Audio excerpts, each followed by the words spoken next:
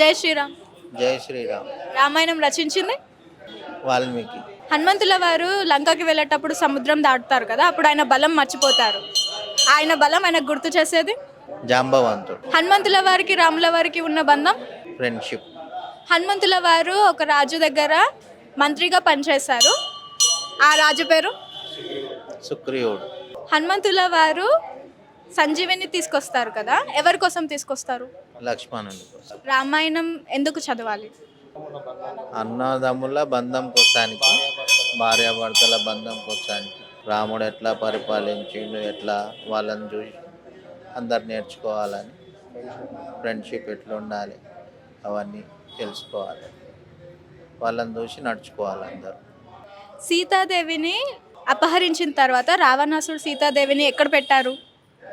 అలా అశోక వనం. హనుమంతుల వారు సీతమ్మని అశోకవనంలో ఒక చెట్టు కింద చూస్తారు కదా, ఆ చెట్టు పేరు శింశుప. సెన్షుప. రావణాసురుడు సీతాదేవిని అపహరించేటప్పుడు అడ్డుకున్న పక్షి గరుడ. గరుడ. జటాయు. జటాయు.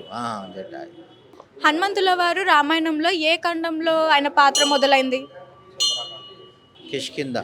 హనుమంతుల వారిని శ్రీరాముడు ఎలా గుర్తుపట్టారు ఆయన హనుమాన్ అని? కాంచనమాల. హనుమంతుల వారి దగ్గర నుంచి నేర్చుకోవాల్సింది. ఇచ్చిన మాట కోసం ఎంత దూరమైనా ప్రయాణం చేయగల.